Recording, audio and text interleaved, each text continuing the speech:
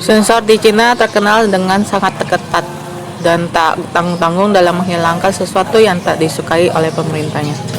Mulai dari film, lagu, iklan, serta televisi hingga media sosial tak ada luput dari pantauan para mereka.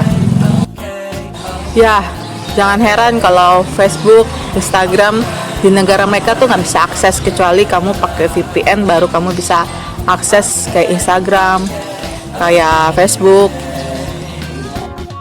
Terus media sosial mereka apa? Ada yang namanya Weibo, Weixin, lalu banyak lagi.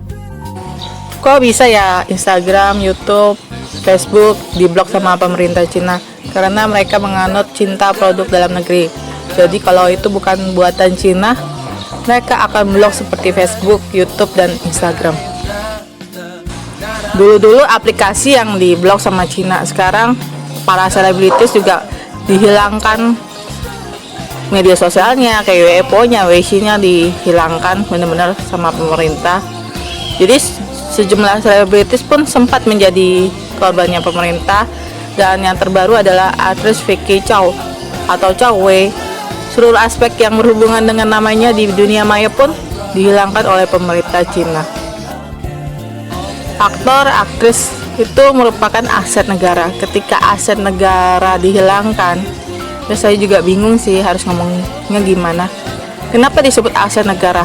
Misalnya aktor, aktrisnya bermain film dengan sangat bagus, lalu film tersebut sangat disukai oleh dunia. Orang bertanya dong, aktris aktor itu berasal dari mana? Dari Cina. Cina itu jadi terkenal dong, benar nggak? Jadi mendapatkan pendapatan dari negara lain juga.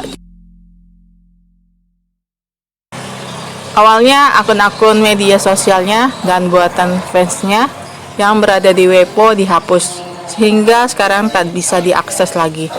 Hal ini pun mengundang pertanyaan dari sejumlah netizen yang lagi-lagi juga dihapus oleh pemerintah.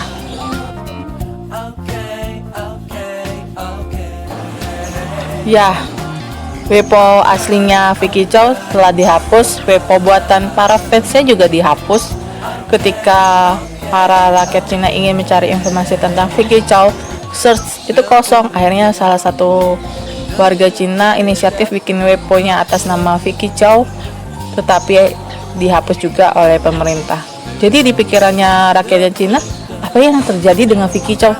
Sampai segitunya pemerintah menghapus semua media sosial tentang Vicky Zhao.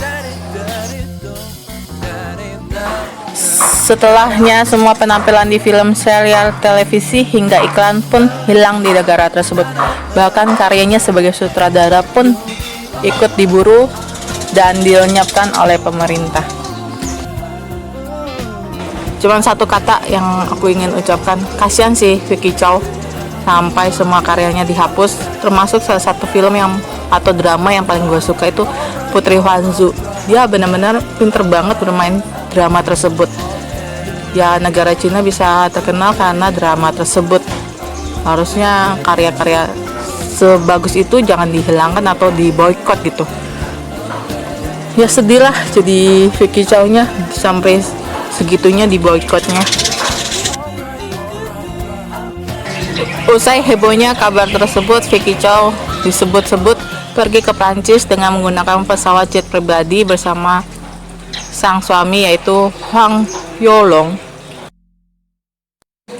Dia sampai tinggal di negara tersebut pun nggak tenang ya, sampai harus pindah ke negara lain. Padahal dia besar di Cina, keluarga besarnya pun di Cina. Sampai rumah sendiri kayak bukan berasa rumah ya, kayak berasa medan perang. Ini yang pernah aku alami pas zaman Soeharto sih, dimana kaum minoritas seperti kami benar-benar merasa tidak aman. Bukan hanya kami saja ya, semua warga negara Indonesia juga tidak merasa aman karena kita ngomong salah dikit katanya besokannya bakal hilang. Dan waktu itu orang tua saya selalu bilang kalau ngomong di luar tuh hati-hati, jangan sampai hari ini kamu ngomong besoknya kamu nggak ada.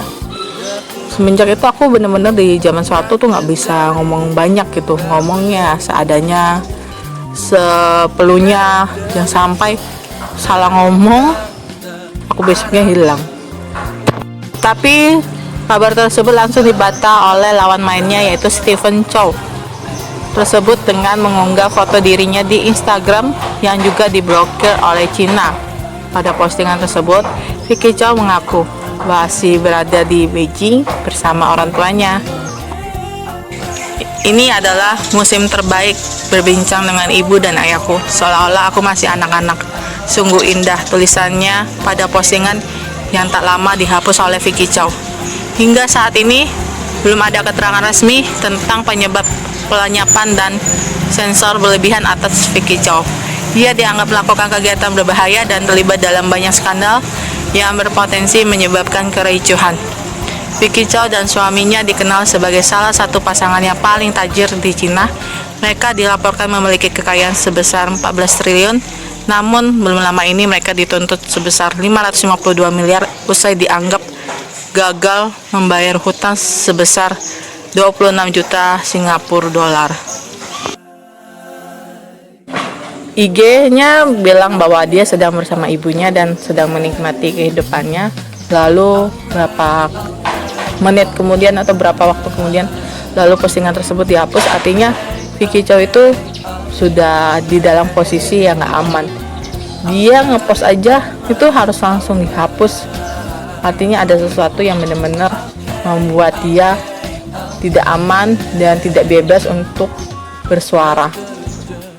Ya, sebagai Vicky Chow-nya juga saya merasa nggak nyaman tinggal di negara sendiri, di rumah sendiri. Padahal saya sudah membantu negara saya membesarkan namanya dengan film-film atau drama-drama yang dia perankan dengan bagus gitu. Sedih ada, kecewa ada, takut ada. Sebenarnya dari kasusnya Vicky Chow ini kita belajar banyak ya. Nanti kalau pemilu, milih presiden yang benar-benar mendengarkan hati suara rakyat, benar-benar bekerja untuk rakyat dan mau membangun Indonesia ini menjadi lebih baik seperti Amerika Serikat yang pendapatannya sudah gede banget ya, seperti Australia juga punya pendapatan negara juga gede, seperti Singapura punya pendapatan negara juga besar. Jangan sampai absen sih suara kamu ketika kamu disuruh milih presiden, karena kamu salah milih presiden ya totally kita sebagai warga negara juga ikut kena dampaknya. Jadi pilihlah benar-benar presiden yang tepat dan benar-benar presiden yang mau mendengar hati rakyat, suara rakyat, dan bekerja untuk rakyat. Ya, aku harap kedepannya rakyat Indonesia bukan hanya aku saja ya, tetapi seluruh rakyat Indonesia dapat memilih presiden dengan tepat, karena bukan hanya suara satu orang aja. Ini sebenarnya suara orang terbanyak.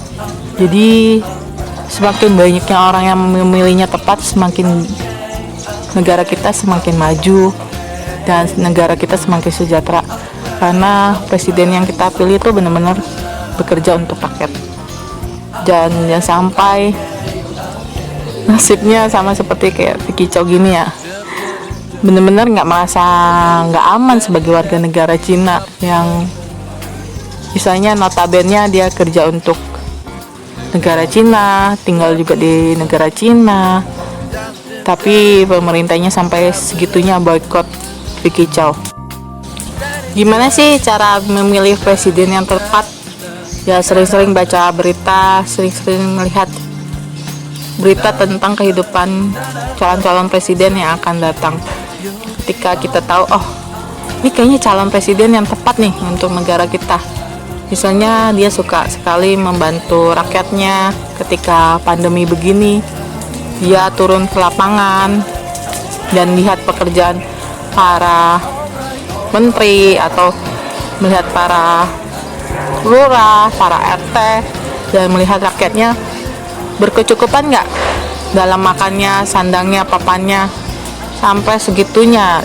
Dia benar-benar detail melihat rakyat itu keadaannya seperti apa, perlu bantuannya nggak. Kalau perlu bantuannya dia langsung turun ke lapangan dan membantu rakyatnya. Ya, semoga Indonesia makin maju, rakyatnya makin pintar dalam memilih presiden. Jangan sampai salah memilih presiden. Semoga video ini dapat menginspirasi kalian. Jika suka dengan video ini silahkan like, subscribe, and share. Jangan lupa juga komennya. Sampai jumpa di video selanjutnya. Bye bye.